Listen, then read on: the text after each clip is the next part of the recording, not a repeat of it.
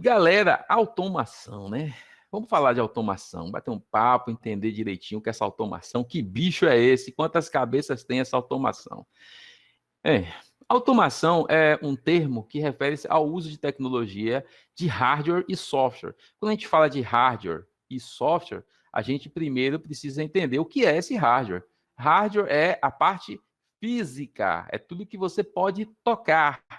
E a parte de software é a parte onde você não vê, é a parte da programação.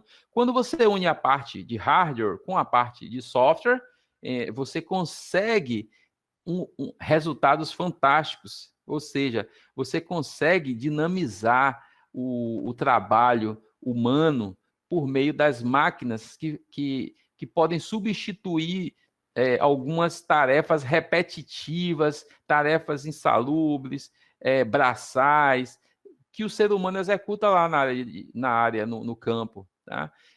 São essas as atividades que a automação tem um foco de substituir. Mas, a princípio, a gente precisa entender o seguinte: a automação é técnicas que utilizam hardware e software que juntos proporcionam movimentos autônomos com a mínima intervenção humana. Mínima intervenção humana. Tá? Esse é o objetivo principal da automação, é minimizar a ação humana. E para minimizar a ação humana, utiliza-se técnicas de hardware e software, que juntos fazem essa maravilha acontecer. Quando a gente vê aqui um braço robótico se movimentando, a gente percebe que tem a parte física, a parte de hardware, e existe a parte de software, que é a programação que nós vamos utilizar aqui, pessoal. Nós vamos fazer a programação utilizando a linguagem ladder e através de um aparelhinho chamado CLP. Beleza, galera. Então, os objetivos da automação é o controle do processo, né, com a menor intervenção humana possível. Como a gente falou, a automação é aquela questão da minimização da ação humana no processo, tornar o sistema mais eficiente e seguro e obter informações do processo em tempo real, né, e várias outras aqui que a gente for citar, a gente vai levar a nossa aula toda e fazer uma discussão ampla só nesse conteúdo. Como é que isso tudo aconteceu? De onde veio, né, essa automação? Bom, vamos partir de um ponto. Um ponto aqui importante que a gente precisa partir é da primeira Revolução Industrial. Se a gente for imaginar a primeira Revolução Industrial, ela substituiu uma mão de obra existente que era puramente artesanal. E depois surgiram os meios de fazer aquele trabalho agora utilizando as máquinas, né? Essas máquinas, elas substituíram aquela mão de obra artesanal. Então, quem não soube ou não sabia ou não se adaptou às novas modalidades, aos novos métodos de produção, provavelmente ficou desempregado nessa época. E quem conseguiu se adaptar se encaixou, né, no tipo de trabalho, juntamente com os novos adolescentes e pessoas que vieram surgindo já na época da mecanização. E a evolução continua. Depois da primeira Revolução Industrial, veio a segunda e trouxe a eletricidade. E junto com a eletricidade vieram outros dispositivos importantes para impulsionar a terceira revolução. Então, quais são esses componentes que favoreceram, né, o impulso para a terceira revolução? Surgimento dos relés, né, surgimento dos CIs, os circuitos integrados, e consigo, os CIs, eles fazem uma ramificação aí. O CI, para que vocês já devem ter estudado em eletrônica, mas para quem não estudou, o CI ele é um encapsulado onde ele tem circuitos bem pequenininhos ali, um monte de componentes, tudo encapsulado, e eles fazem uma função ali muito complexa em um dispositivo bem pequenininho. São os CIs. A partir dos CIs surgiram os microprocessadores e os microcontroladores. Esses dois componentes, os microcontroladores e os microprocessadores, foram as chaves para o início dos computadores e das CLPs, dos CLPs, né? E hoje, pessoal, estamos mergulhados em um mundo onde a gente mistura três coisas. O mundo físico, que é o mundo aqui, ó, físico, que a gente pode pegar, é a parte física, mecânica. Mistura o mundo físico, digital, que é a parte aqui que está dentro, que está processando nas máquinas, que é aquela parte invisível que a gente não vê, né? Os softwares, a parte digital e a parte biológica, que somos nós. Estamos todos interligados hoje. Então vamos entender a estrutura dessa automação, como é que ela funciona, né? Se a gente está pensando aqui em substituir ou minimizar a ação humana, veja que eu quero minimizar a ação humana, então eu preciso substituir o ser humano em sua essência. E quando eu falo em essência, eu estou falando que eu preciso perceber que uma pessoa normal, ele tem sentidos, ele tem uma mente, uma cabeça que processa as informações e ele tem sua parte física, sua parte motora, capaz de movimentar, de realizar movimentos e que podem modificar o meio, né? Modificar o sistema onde ele está localizado, onde está localizado. Então, eu preciso pensar em uma máquina que faça essa substituição perfeita, ou quase perfeita. Então, vamos pensar no seguinte: os sentidos dos seres humanos, os sentidos, nossa, é o tato, o paladar, o olfato, a audição, a visão. Então, eu preciso ter sensores. São sensores, né? E aí nós temos vários sensores hoje, sensor de presença, sensor de luminosidade, sensor de gás, sensor de distância, sensor de temperatura, de vazão, de nível de pressão, de umidade, enfim, sensor para tudo que você quiser. Hoje você consegue, ou praticamente tudo que você quiser, você consegue.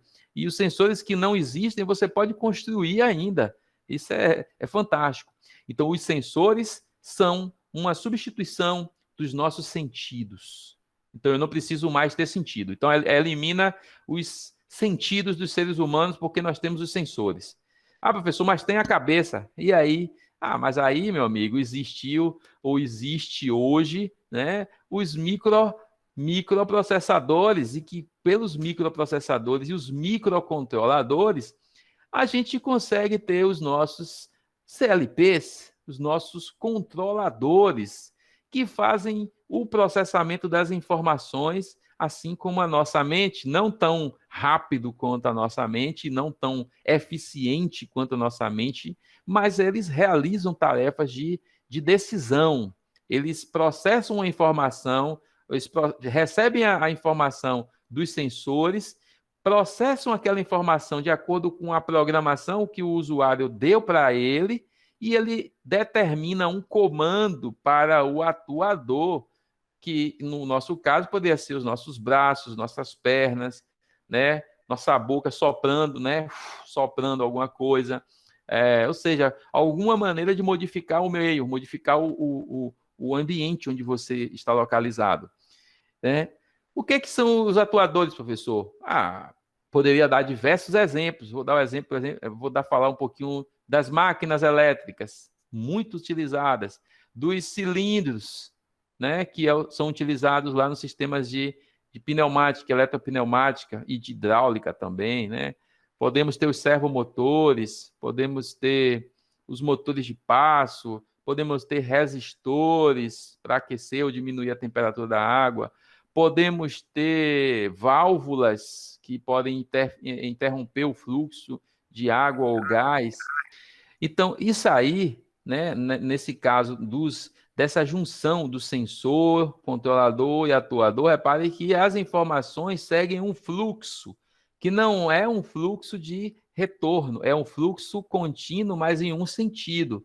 Então, vai do sensor para o controlador, do controlador vai para o atuador, que processa a informação aqui, ó, vinda do controlador e executa. Então, o que é que o atuador faz? Executa a função do controlador, executa a tarefa mandada aqui pelo controlador. Então, o atuador é quem atua diretamente no processo, é quem executa os comandos vindos aqui do controlador. O sensor detecta os sinais do processo e manda esses sinais para o controlador. a arquitetura da automação ela é única para qualquer processo. O que vai mudar de um processo para o outro, que eu vou falar para vocês daqui a pouco os tipos de processos, são os modelos aqui, ó, o que eu vou usar de sensor para um processo contínuo é diferente de um processo discreto, um processo digital. O controlador que eu uso para receber os sinais digitais não é o mesmo que eu uso para receber os sinais contínuos, são diferentes. Assim como o atuador.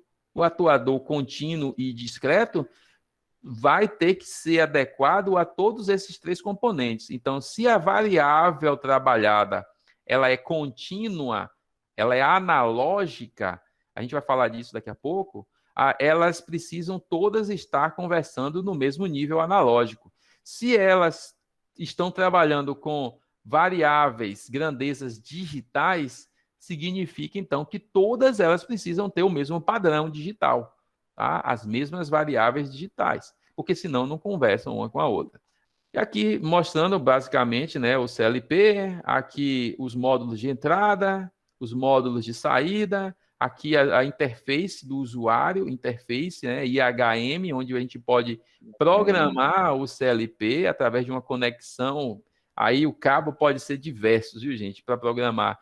Desde cabos USB, mas existe um padrão de comunicação aqui, ó, onde a gente leva essas informações para IHM, são os protocolos de comunicação.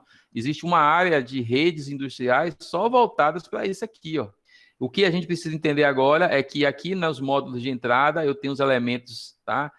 Os sensores analógicos e os sensores digitais. Então, por exemplo, a botoeira e a chave fim de curso são elementos que mandam sinais digitais, enquanto o sensor de temperatura e o sensor de nível mandam mensagens analógicas, ou seja, botoeira, quando eu falo digital, significa que tem 0 e 1. As duas opções é ou ligado ou desligado, assim como a chave fim de curso, né?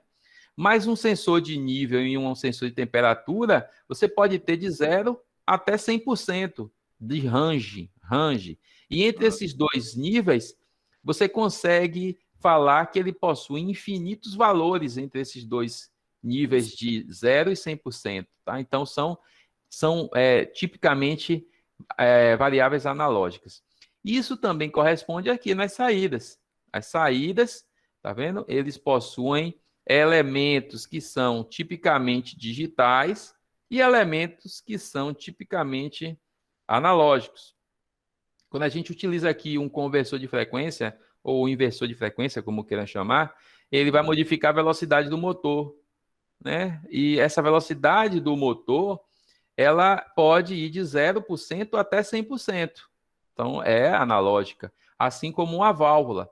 A válvula pode estar ali 30% aberto, 40% aberto, 50%, 60%, ou seja, você que determina a quantidade, a porcentagem que ela vai estar aberta ou fechada.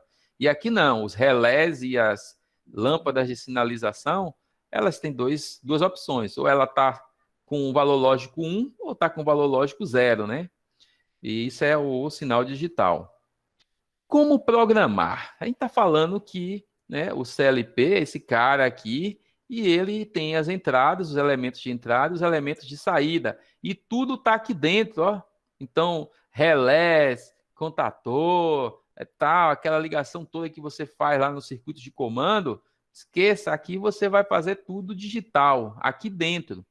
E isso vai ser feito utilizando uma linguagem de programação, tá? Então, a programação do CLP é feita por meio de uma coisa chamada de linguagem de programação. A linguagem de programação é o quê? Um conjunto de símbolos e códigos que permitem a comunicação entre o programador e a máquina. Tá? Ela tem dois tipos. Ela pode ser linguagem gráfica ou linguagem textual. Textual, ou seja, linguagem gráfica é a mais comum. É aquela linguagem que é mais usual, assim, para a gente ver e não tomar muito susto, né?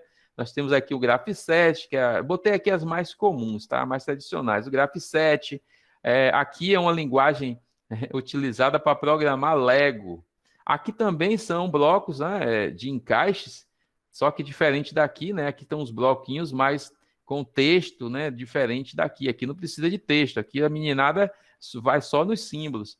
Mas a gente vai se debruçar aqui, ó, na linguagem ladder, que é essa daqui, ó, que é a mais comum, é a que mais parece, tem uma semelhança muito grande com os circuitos de comando. Aqui nós temos a linguagem textual, tá vendo? Ó? C++, o Python, que é uma linguagem que está crescendo muito no mercado. Eu adoro o Python, né? O Python, aí estou desenvolvendo meus algoritmos de inteligência artificial, de machine learning, tudo aqui com o Python. As bibliotecas do Python são fantásticas. Aqui tem o C Sharp, o JavaScript, nós temos o Java, né? Tem mais linguagens, assim, tem o HTML, o CSS, sabe? São fantásticas. Hoje, se você quiser aprender linguagem de programação, são 3 linguagens aí bacanas para você aprender. É o HTML, em primeiro lugar, CSS, para fazer páginas de internet, HTML, CSS e JavaScript. Pronto, esses 3 aí você já faz páginas de internet. E o Python, você consegue fazer tudo, inclusive trabalhar com essas páginas de internet também, ou fazer aplicativos de celular, tudo com o Python. E até também trabalhar com inteligência artificial, como eu estou fazendo.